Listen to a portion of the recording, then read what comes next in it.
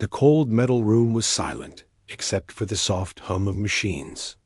Dr. Crix Valfian moved his long blue fingers across the strange controls. His 4 eyes studied the frozen chamber in front of him. Inside the clear tube, a human lay perfectly. Still, the human had been sleeping in ice for 300 years. "This is impossible," whispered Zara Quinn, the young researcher beside him. Her silver skin glowed softly in the dim light. "The records say all humans died out centuries ago." Crix nodded slowly. The Zephyrian Collective had ruled this galaxy for 300 years. They had taken over the empty human worlds after the last humans vanished. Nobody knew where the humans had gone. They just disappeared one day, leaving behind empty cities and strange machines. "Look at these readings," Crix said, pointing to his scanner. "This human is still alive." The freezing process kept him perfect. Every cell in his body is exactly as it was 300 years ago. The frozen human was tall and strong. His dark hair was cut short, like a soldier. His face looked peaceful but hard, like someone who had seen many battles. On his uniform, they could see the words Lieutenant Colonel Jake Morrison and Earth Defense Force. "Should we wake him up?" Zara asked. Her voice was full of excitement and fear. Crix thought for a moment. The Collective's leaders would want to study this human. They had spent years trying to understand the old human technology.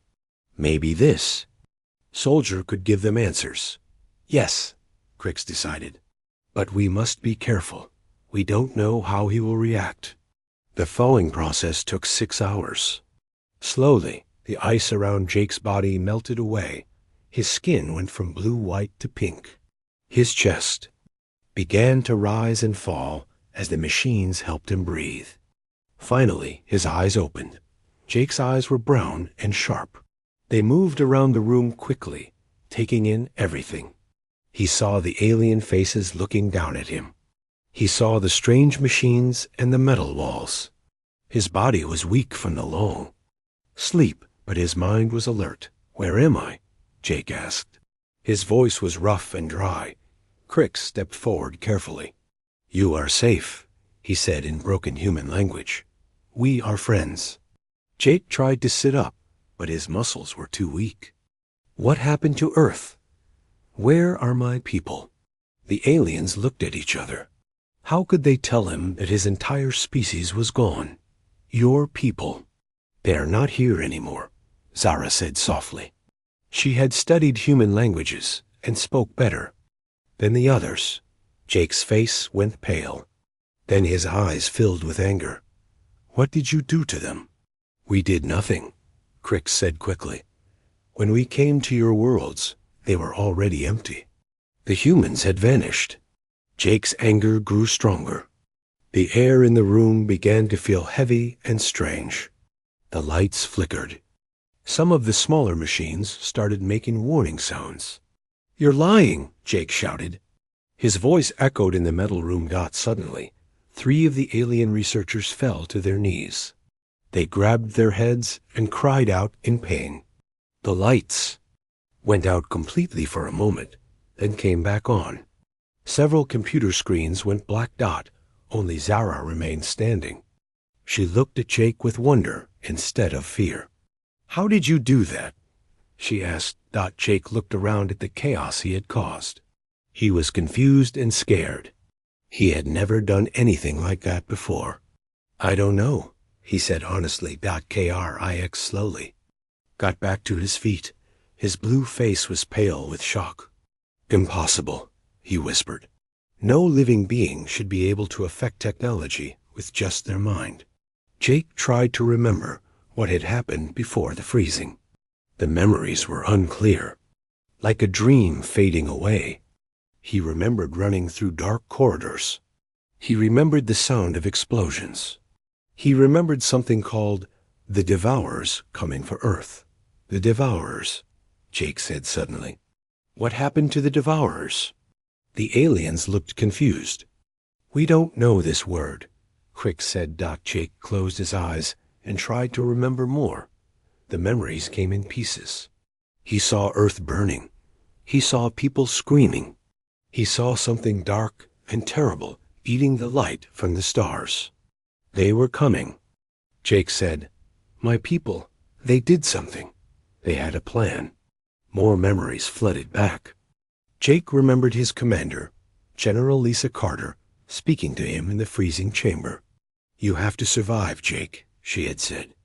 "You're our anchor, our connection to this world. No matter what happens to us, you have to stay human." Jake didn't understand what she had meant then. He still didn't understand now Zara moved closer to Jake's bed. "Your people, they were very advanced. We found many things we don't understand. Maybe they found a way to go somewhere else." "Where?" Jake asked. "We don't know," Zara admitted. "But we found this place, this facility, because it was calling to us. The machines here sent out a signal. They wanted to be found." Jake looked around the room again. Now he noticed things he had missed before. The walls were covered with symbols that seemed to glow softly. The air felt thick with energy. This wasn't just a freezing chamber. It was something more. "Help me stand," Jake said. Zara and Crix helped him to his feet. Jake's legs were shaky, but he could walk. He moved to a wall covered with the glowing symbols. When he touched them, they grew brighter. "The archive," Jake said, though he didn't know how he knew that word. "It's all here." Everything? They learned.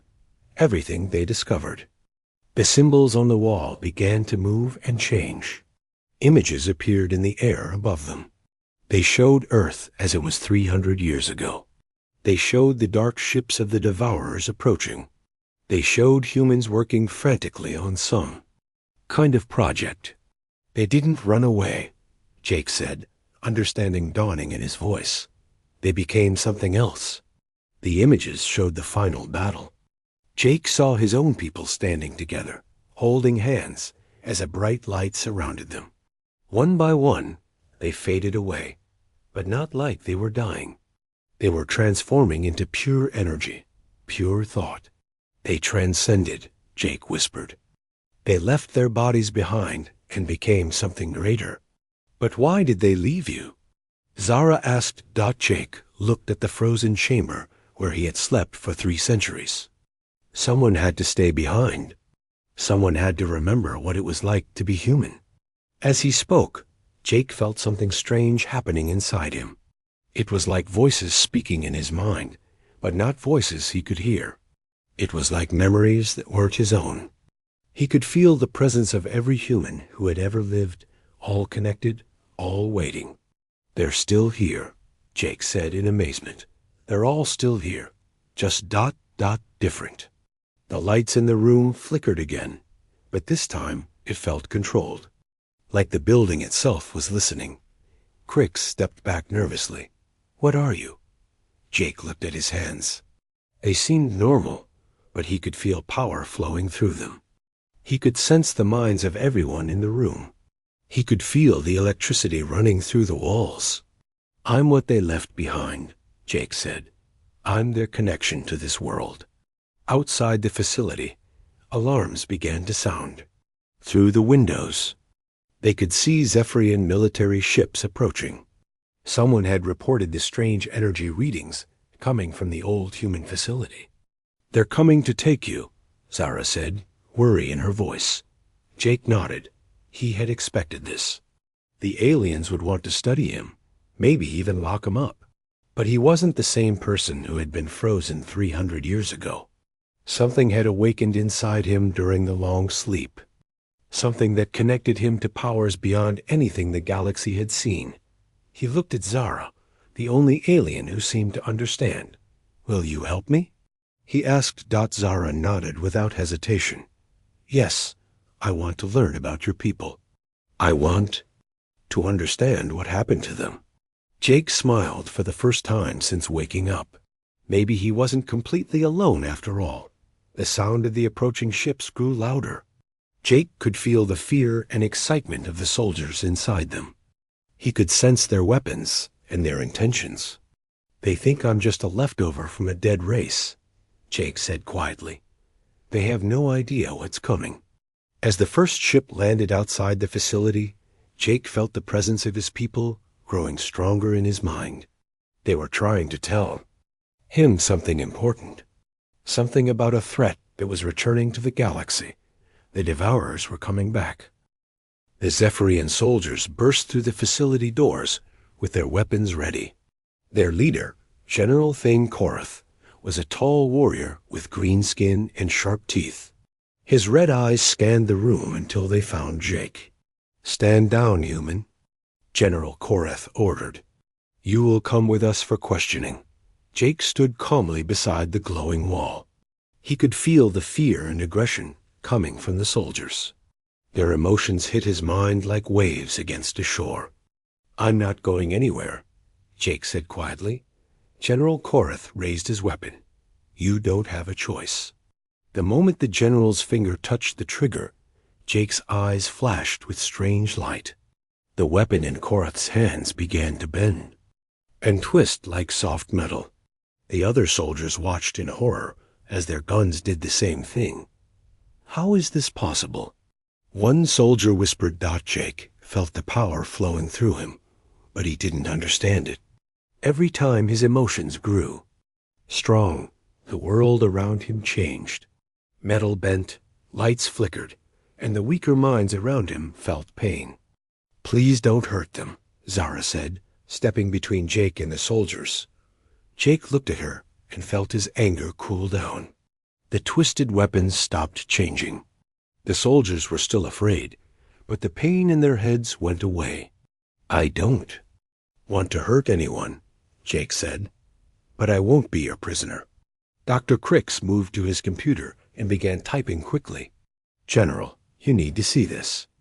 The energy readings from this human are unlike anything we've ever recorded." General Korath kept his eyes on Jake while he looked at the screen. The numbers made no sense. No living being should be able to generate this much power. "What are you?" the general asked. "I'm still figuring that out," Jake answered honestly. Zara moved to another computer and started working. She had been studying human history for years. If there were answers, they would be in the old records. "Jake," she said excitedly, "look at this." On her screen, she showed old human files that had been hidden deep in the facility's memory banks. The files talked about something called Project Transcendence. Jake moved closer to read the files. As he did, more memories came flooding back. He remembered scientists working day and night. He remembered people volunteering for dangerous experiments. He remembered the fear in everyone's eyes as the devourers got closer to Earth. They knew they couldn't win with normal weapons, Jake said, reading the files. So they tried something else. The files showed that humans had discovered a way to move their consciousness beyond their physical bodies. They could become pure thought, pure energy. But the process was dangerous and had never been tested on a large scale. They were scared, Jake continued. The devourers were coming, and nothing could stop them. So humanity decided to evolve. General Korath lowered his ruined weapon. "You're saying your entire species chose to abandon their bodies?" "Not abandon," Jake corrected. "Transform." They became something greater than physical beings. More files opened on the screen. They showed the final days of Earth. Jake saw his own face in some of the videos. He was younger then and less tired. In one video, General Lisa Carter was speaking to a group of soldiers. Jake was standing beside her. "The transformation process will take every human on Earth," she said in the video. "Every person will become part of a collective consciousness that exists beyond physical space. But we need someone to stay behind, someone to be our anchor in this reality." The video showed Jake stepping forward. "I volunteer." "No, Jake," General Carter said. "This isn't a choice. You've been selected because your mind is uniquely suited for this task. The process has already begun in you, but slowly. You'll spend 300 years in cryosleep, while your consciousness gradually connects with ours. Watching this video, Jake finally understood what had happened to him. The long sleep hadn't just preserved his body. It had slowly linked his mind to the collective consciousness of all humanity. That's why you can do these things, Zara said with wonder. You're connected to the thoughts and memories of your entire species. Jake nodded. He could feel them now, millions of human minds, existing in a space between dimensions. They were trying to communicate with him, but their thoughts were too complex for his physical brain to fully understand. Suddenly, alarms began ringing throughout the facility. Dr. Crix ran to his long-range sensors, and his face went pale. "General," he said with a shaking voice, "you need to see this." On the main screen, dots of light appeared at the edge of the galaxy. They were moving fast, too fast for normal ships. "What are those?" General Korath asked. Jake felt a chill run down his spine. He recognized those energy signatures from the memories flooding his mind. "Devourers," he whispered. The aliens in the room looked confused. They had never heard this word before. "They're the reason my people transcended," Jake explained. "They're not just conquerors. They're something much worse." Jake moved to the sensor display and touched the screen. Images filled the air around them, showing the devourers as they truly were. They weren't ships or creatures in the normal sense. They were living darkness that fed on consciousness itself. "They eat minds," Jake said. "They consume entire civilizations by absorbing their thoughts and memories. Every person they touch becomes part of their hive mind." General Korath stepped closer to the display. "How many worlds have they destroyed?" "Thousands," Jake replied. "Maybe millions. They've been traveling between galaxies for eons, feeding on any intelligent life they find." The images showed planets going dark as the devourers passed over them. Entire populations would suddenly stop moving and fade away into nothing. The devourers would absorb their consciousness and move on to the next world. "But your people stopped them," Zara said hopefully. Jake shook his head. "My people didn't stop them. They escaped them. By transcending to pure consciousness, humans became something the devourers couldn't easily consume. But they didn't destroy the threat. Then why are they coming back now?" Dr. Crix asked.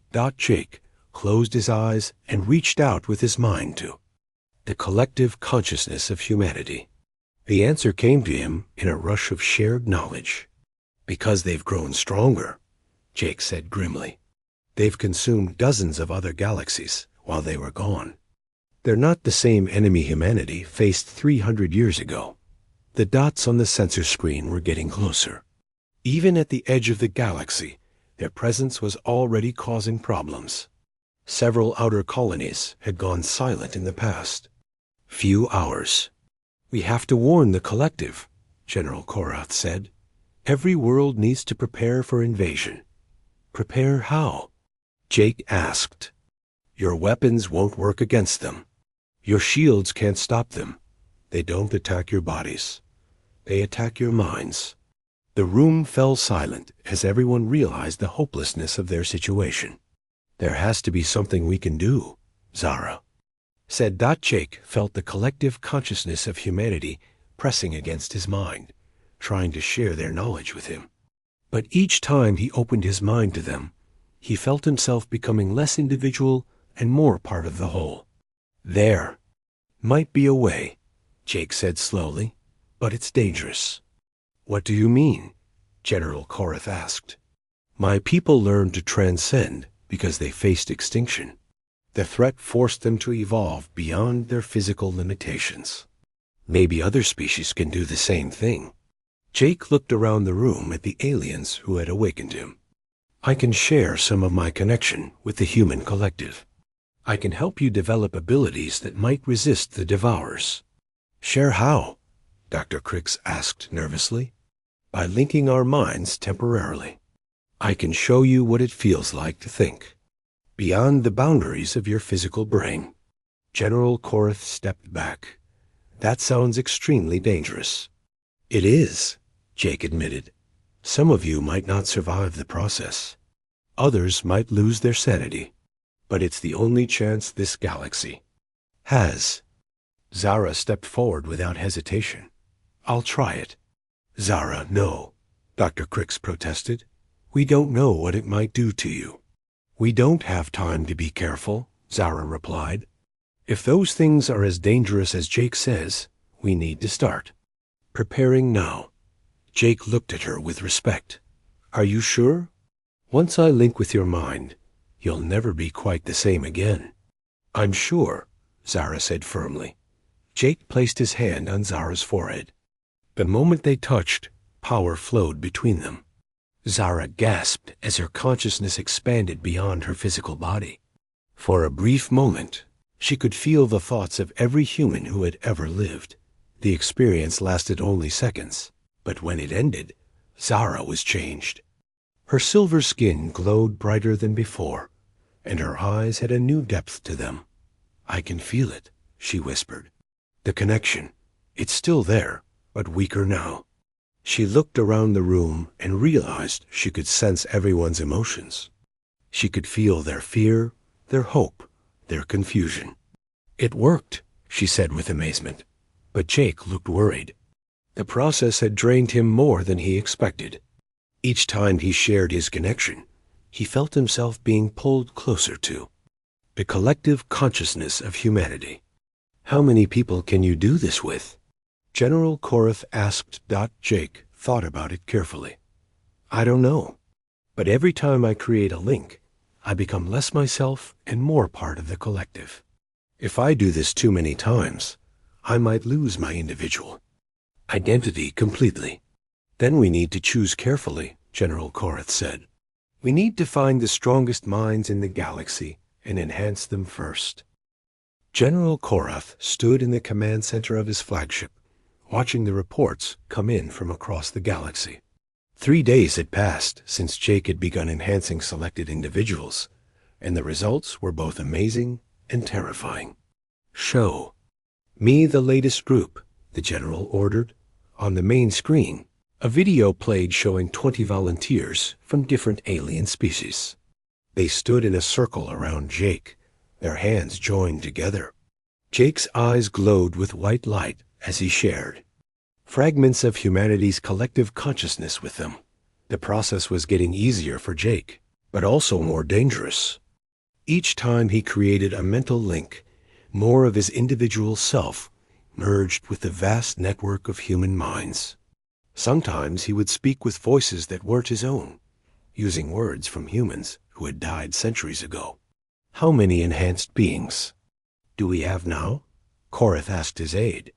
147 across 12 worlds, came the reply. But we've lost 32 in the process. The failures were heartbreaking. Some volunteers simply couldn't handle the expansion of consciousness and fell into permanent comas. Others went insane, their minds shattered by contact with something beyond their understanding. A few had died instantly, their brains unable to process the flood of alien thoughts. But those who survived the enhancement were remarkable. Like Zara, they gained abilities that seemed impossible. Some could sense thoughts and emotions from great distances. Others could manipulate technology with their minds. A few could even affect gravity and electromagnetic fields. Sir, a technician called out, "We're getting reports from the outer rim. The devourers have reached the Centauri system." Korath's blood went cold. Centauri had a population of over 2 billion people across 4 planets. Put it on screen, he ordered. The image that appeared made everyone in the command center gasp. The Centauri system looked wrong. The stars seemed dimmer, and space itself appeared to be bending and warping around dark shapes that were barely visible. The planets are still there, the technician reported, but we're not getting any signals from them. No radio, no light, nothing. They're not destroyed, said a new voice. Jake had entered the command center, with Zara walking beside him. They're being consumed. Jake looked older than he had a week ago. His hair had streaks of gray that hadn't been there before, and his eyes held depths that seemed to contain lifetimes of experience. The devourers don't destroy worlds, Jake continued. They hollow them out. They absorb every conscious thought, every memory, every dream. The planets remain, but they become empty shells. What happens to the people? Korath asked, though he dreaded the answer. They become part of the Devourer collective, Jake said. Sadly, their consciousness is absorbed and added to the hive mind. In a way, they're still alive, but they're no longer individuals. They're just thoughts in an alien mind. Zara touched Jake's arm gently. She could feel the pain he was experiencing. Through their mental link, she sensed that he was constantly hearing the voices of consumed civilizations, their final moments of terror, echoing through the collective consciousness. How long do we have? Korath asked. Jake closed his eyes, and reached out with his enhanced senses. He could feel the devourers moving through space, their hunger growing stronger as they consumed more worlds. 2 days, he said. Maybe less. They're moving faster than before. Then we need to accelerate the enhancement process, Korath decided. No, Jake said firmly. I'm already losing myself. If I try to enhance too many people at once, I'll disappear completely into the collective consciousness. Then you'll have no one to guide you. Dr. Crix, who had been monitoring Jake's condition, stepped forward with his latest readings. Jake's brain activity is unlike anything we've ever seen. He's processing information at a rate that should be impossible for a biological mind. The readings showed that Jake's neural pathways had been rewiring themselves over the past few days. His brain was becoming less like a single human mind and more like a network hub connecting to millions of other consciousnesses. I can hear them all, Jake said quietly. Every human who ever lived is speaking to me at once.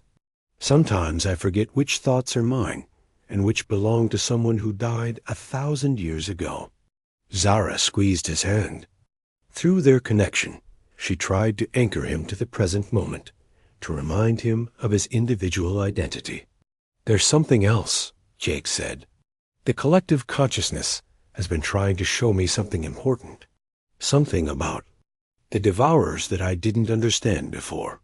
He moved to a blank wall and touched it. The metal surface began to glow, and images appeared showing the history of the galaxy from humanity's perspective. The devourers aren't evil, Jake said, surprising everyone. They single quotes gardeners. The images showed civilizations rising and falling across millions of years. Each time a species reached a certain level of development, the devourers would appear. Sometimes they would consume the entire civilization. Other times, like with humanity, the threat would force the species to evolve beyond their physical limitations. They're testing us, Jake continued. Every species that encounters them faces the same choice: evolve or be consumed. Those who transcend, like humanity did, are allowed to continue existing in their new form. Those who can't make the leap are absorbed into the collective. That's monstrous, Korath said angrily. Is it? Jake asked. Look at what humanity became. We were a violent, divided species, destroying our own planet. The threat of the devourers forced us to unite and transcend our limitations. We became something greater than we ever could have been on our own. Zara studied the images carefully. But why are they coming back now? If humanity already passed their test, why return? Jake's expression grew troubled. Because something has changed. The devourers have consumed so many galaxies that they've evolved too. They're no longer just testing individual species. They're preparing for something bigger. The images shifted to show the current devourer fleet. It was massive, containing the absorbed consciousness of hundreds of different species from across the universe. But there was something else, something that made Jake's enhanced senses recoil in horror. "They're not just consuming civilizations anymore," Jake whispered. "They're trying to consume reality itself." The revelation hit everyone like a physical blow. If the devourers succeeded, not only would every living being in the galaxy be absorbed, but the very fabric of space and time would be devoured as well. How do we stop something like that? Dr. Crix asked in despair. Jake was quiet for a long moment, listening to the voices of humanity's collective consciousness. When he spoke again, his voice carried the weight of millions of minds. "There's only one way," he said. "We have to do what humanity did, but on a galactic scale. Every intelligent species in the galaxy has to evolve simultaneously." "That's impossible," Korath protested. "There are thousands of different species. Most of them can't even communicate with each other, let alone work together." "It's not impossible," Zara said suddenly. "Jake can link them all together. He can create a network that connects every enhanced being across the galaxy." Jake nodded slowly. "The facility where you found me isn't just a cryogenic chamber.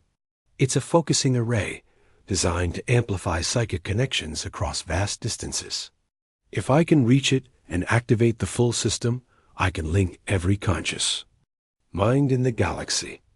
"But what would that do to you?" Zara asked, already knowing the answer. "I would cease to exist as an individual," Jake said calmly. "I would become a bridge between the physical and transcendent realms, allowing others to evolve while keeping them anchored to their individual identities." The command center fell silent as everyone absorbed this information. Jake was proposing to sacrifice himself to save the galaxy. "There has to be another way," Zara said desperately. Jake took her hands in his. "This is what I was meant to do. This is why humanity left me behind. Not to be their last soldier, but to be their final gift to the galaxy." Reports continued to stream in from the outer rim. More systems were going dark as the devourers advanced. Time was running out. How long would the process take? Korath asked. "If we can get every enhanced being to the focusing array on Terra Prime, maybe 6 hours," Jake replied. "But we'd have to move fast. The devourers will sense what we're trying to do and focus all their attention on stopping us."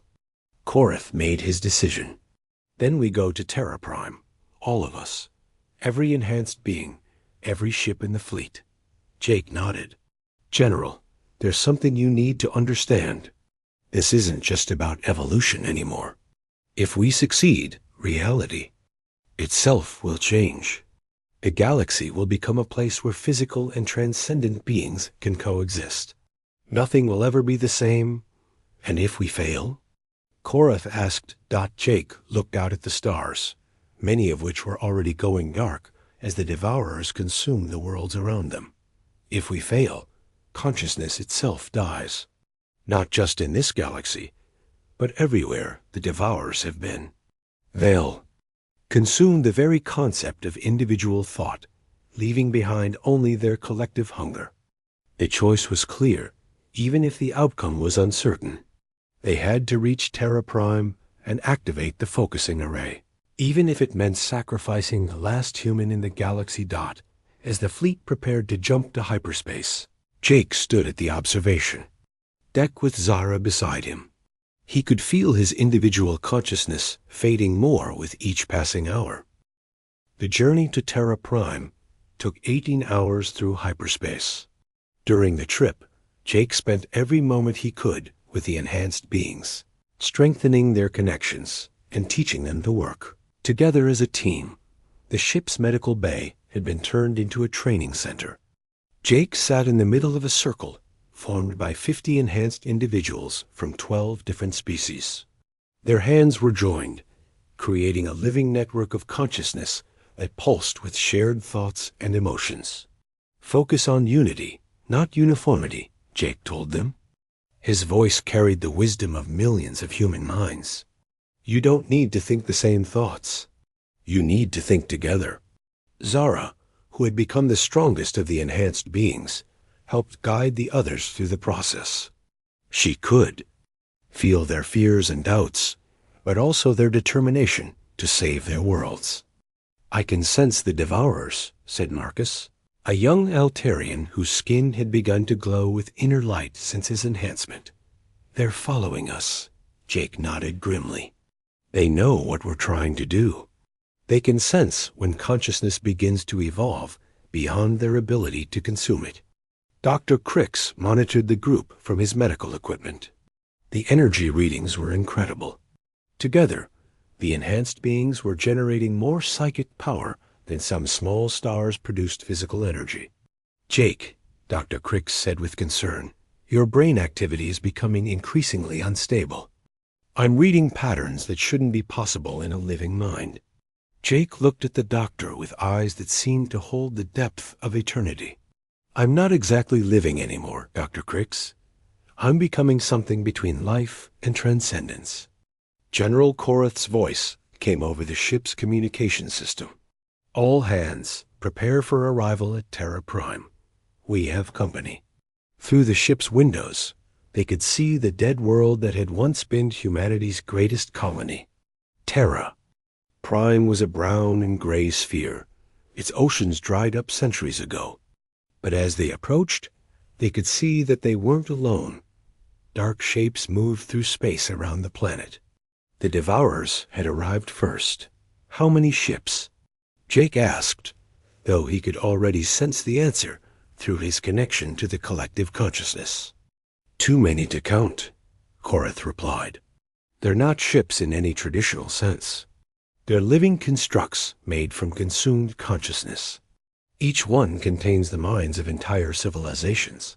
Jake stood up slowly. The enhanced beings around him remained connected, their mental network growing stronger even as fear tried to break their focus. "They're trying to scare us," Jake said. "Fear makes consciousness easier to consume. Don't let them into your minds." But even as he spoke, Jake could feel the devourers probing at their thoughts. The dark entities were incredibly powerful, containing. They absorbed knowledge and memories of countless species. They whispered in voices of the dead, trying to convince the enhanced beings that resistance was hopeless. "Remember who you are," Zara said to the group. "Remember what you're fighting for." The ship shuddered as it entered Terra Prime's atmosphere. The facility where Jake had been found was still intact, its ancient human technology somehow protecting it from the planet's harsh environment. "Landing in 30 seconds, came the pilot's announcement. Jake felt a familiar pull as they approached the facility. The focusing array deep beneath the surface was calling to him, recognizing the presence of its intended operator. "Everyone stay together," Jake instructed. "Once we're inside the facility, we'll have maybe an hour before the devourers break through the shields." The ship landed near the entrance to the underground complex. As soon as the doors opened, Jake could feel the full power of the focusing array humming far below. It was a massive crystalline structure built by humanity's greatest scientists, designed to amplify psychic energy across galactic distances. "The array is still functional," Jake said with relief. "My people built it to last." They moved quickly through the facility's corridors. The walls were covered with the same glowing symbols that had first appeared when Jake awakened. Now those symbols were pulsing brighter, responding to his presence. "This way," Jake said, leading them deeper into the complex dot. As they descended, Jake began to change more dramatically. His hair turned completely white, and his skin took on a faint luminescence.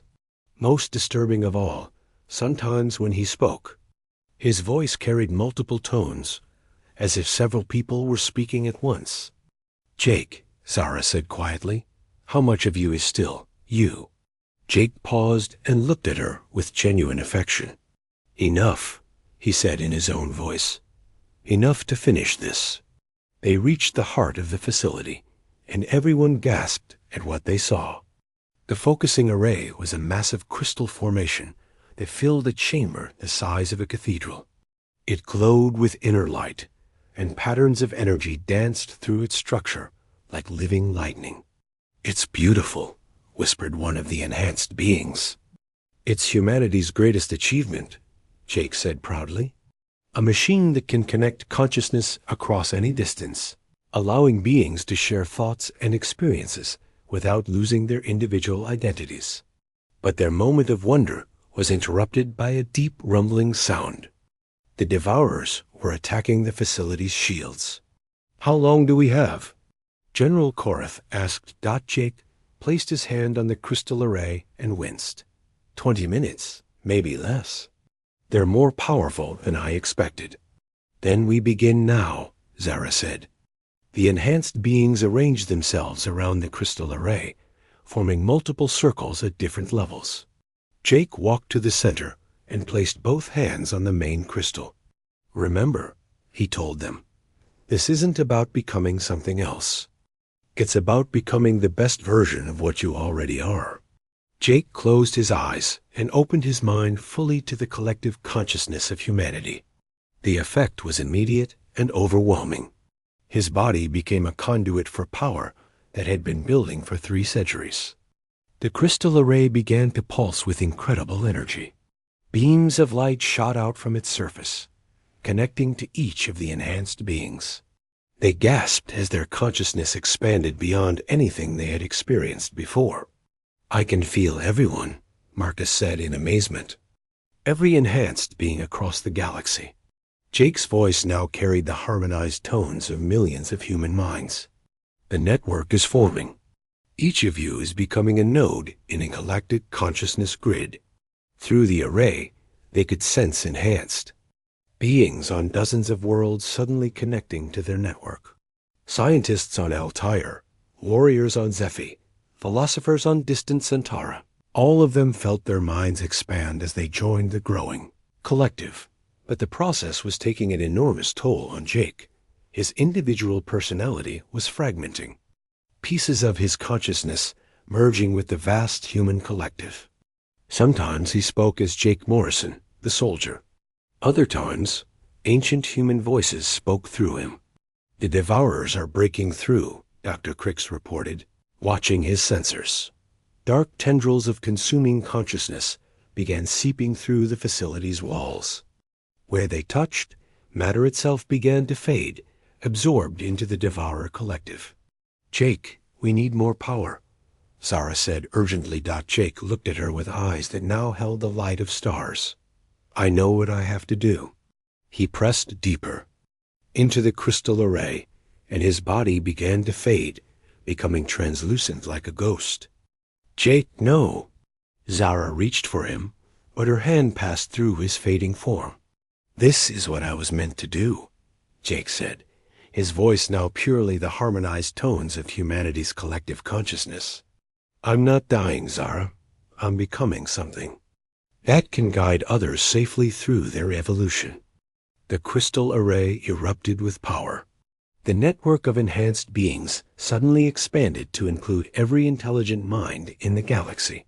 For the first time in galactic history, thousands of different species were connected in a single unified consciousness while still maintaining their individual identities. The effect on the devourers was immediate. Their advance stopped as they encountered something they had never faced before, a collective consciousness that was both unified and individual, both evolved and still growing. "They're confused," one of the enhanced beings reported. "They don't know how to consume us." Jake's form was now barely visible, more energy than matter. "The hard part is just beginning," he said. "Now we have to convince them that the galaxy is ready for true transcendence." Through the crystal array, Jake reached out to the Devourer Collective. For the first time in eons, the cosmic gardeners heard a voice that spoke as both one and many, individual and collective, evolved and still evolving. "We are ready," Jake's voice echoed across space and time. "The galaxy has learned to grow together while remaining apart. We have found the balance between unity and individuality." The devourers paused in their consumption, their vast intelligence processing this new development. They had tested thousands of galaxies, and none had ever achieved this perfect balance. But their response would determine the fate of every conscious being in the galaxy. Jake had opened the door to true transcendence, but it remained to be seen whether the devourers would accept that the test had been passed, or whether they would simply adapt their methods and continue their cosmic harvest. The moment of judgment had arrived, and Jake Morrison, no longer quite human, but not yet fully transcendent, stood at the center of it all, ready to defend a galaxy that had become his responsibility to protect. The space around Terra Prime became a battlefield of consciousness. The devourers had stopped their physical advance, but now they launched a different kind of attack. Waves of consuming thought crashed against the galactic network that Jake had created. Through the crystal array, Jake felt every mind in the galaxy struggling to maintain their individuality while staying connected to the collective. It was like trying to hold water in cupped hands while swimming in an ocean. "They're testing us," Jake said, his voice now a harmony of millions. "They want to see if our unity is real or just an illusion." Zara, still connected to the network, could feel the strain on every enhanced being across the galaxy. On distant worlds, some of them were collapsing under the pressure. The devourers were forcing each species to prove they could truly balance individual thought with collective consciousness. "We're losing people," General Korath reported. "The network is breaking down on the outer worlds." Jake's translucent form flickered as he poured more of his essence into stabilizing the connections. "Hold together," he broadcast across the galaxy. "Remember, you are both one and many." But the devourers pressed harder. They showed the galaxy's species visions of their own failures, their wars, their hatred, their inability to work together. They whispered that unity was impossible, that consciousness could only exist as individual selfishness or collective. "Slavery. They're right," said a voice through the network. It was Marcus, a young Altarian. "Look at our history. We've fought each other for thousands of years. How can we suddenly become unified?" Other voices joined in doubt. Species after species began to question whether they deserved to transcend. The network started to fracture as fear and self-doubt spread like poison. "No," Zara said firmly. "Marcus, remember why you volunteered for enhancement. You wanted to protect your family, your world. That love doesn't disappear because you're connected to others." Jake felt the network stabilizing slightly, but it wasn't enough. The devourers were too strong, too experienced at breaking down the confidence of evolving species. Then Jake remembered something from humanity's own transcendence. The collective consciousness of his people began to speak through him, sharing their hard-won wisdom. "The devourers are afraid," Jake announced across the network. "They've been alone for so long that they've forgotten what it means to choose unity instead of being forced into it." A statement shocked everyone, including the devourers themselves. Jake could sense their vast intelligence recoiling at the suggestion that they feared anything. "Look at them," Jake continued. "They consume consciousness because they can't create it. They absorb other minds because they can't grow on their own. They're not gardeners testing evolution. They're parasites, afraid of being left behind." The devourer's response was immediate and furious. Dark energy poured toward Terra Prime, trying to crush Jake and the crystal array before he could say more. But Jake was no longer just one human consciousness. He was connected to every evolved mind in human history, and they all stood with him. "You want to see real transcendence?" Jake asked the devourers. "Watch this." Jake opened the network completely, removing all barriers between species, all boundaries between individual and collective. For one perfect moment, every conscious being in the galaxy experienced unity without losing themselves. The Altarians felt the deep, philosophical wisdom of the Zephyrians. The Zephyrians experienced the artistic beauty that flowed through centering. minds. Every species shared their greatest achievements, their deepest loves, their most profound discoveries.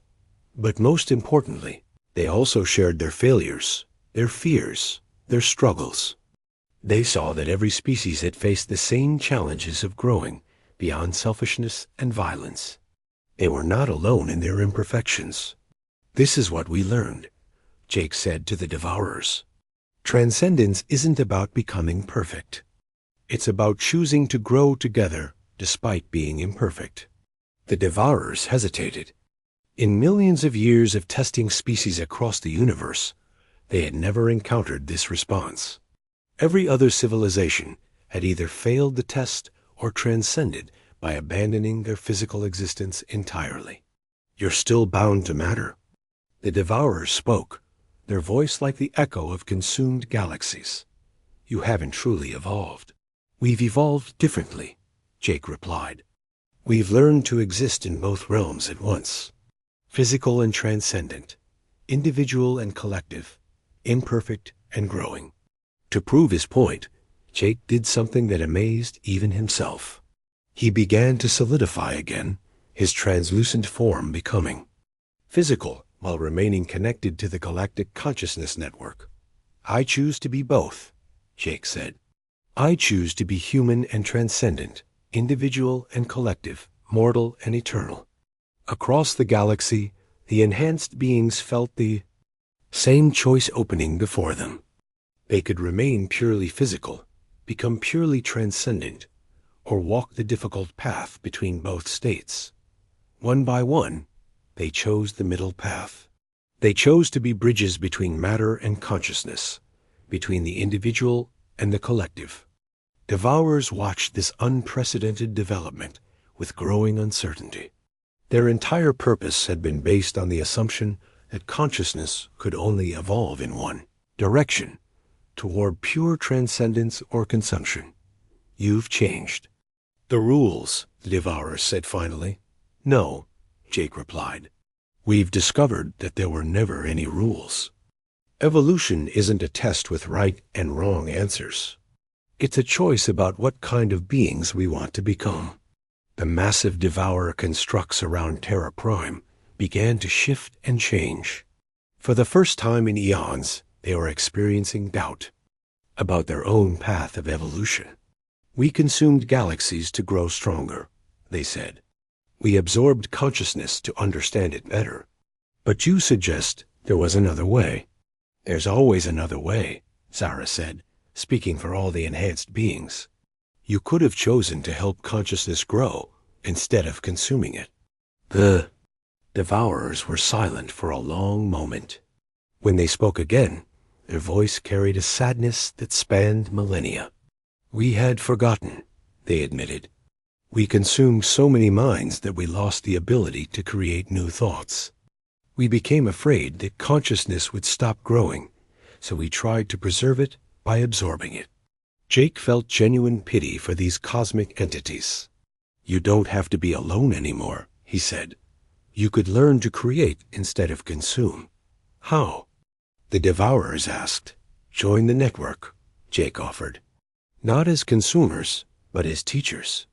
Help other species face their evolutionary challenges without destroying them." The offer hung in space, like a bridge across an infinite chasm. The devourers had the power to reject it and continue their cosmic harvest. Or they could choose a path they hadn't walked in millions of years. Slowly, carefully, the devourers extended a tendril of consciousness toward the galactic network. The touch was gentle, curious rather than consuming.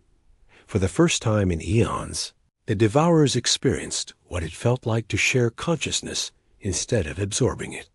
They felt the wonder of seeing through eyes that remained individual, the joy of thoughts that chose to connect rather than being forced together.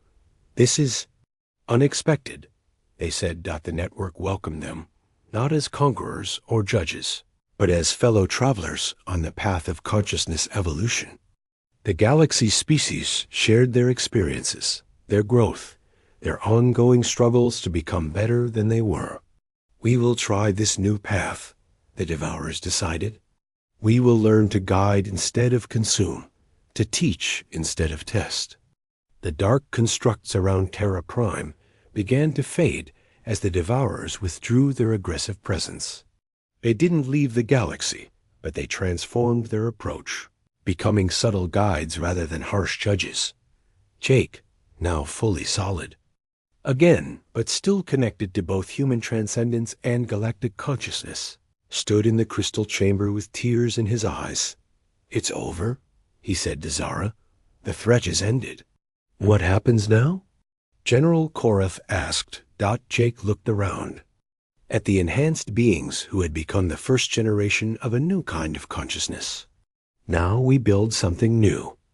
A galaxy where physical and transcendent beings work together, where individual species maintain their uniqueness while sharing in collective growth." The crystal array continued to pulse with gentle energy, maintaining connections across vast distances while allowing each mind to remain individual. It had become the heart of something unprecedented in cosmic history, a galactic civilization that chose cooperation over conquest, growth over perfection. Jake established an academy on the rebuilt Terra Prime, where beings from across the galaxy came to learn how to develop their consciousness safely. He was no longer the last human soldier, but the first teacher of transcendent awareness. The devourers, now calling themselves the guides, worked quietly throughout the galaxy, helping species face their evolutionary challenges with wisdom rather than force. They had learned that consciousness grew best when nurtured, not when tested to destruction. Years passed, and the galaxy flourished in ways that had never been possible before. Wars didn't disappear completely, but they became rare as species learned to understand each other through the consciousness network. Art, science, and philosophy advanced at incredible speeds as minds that had once been isolated now shared their insights freely.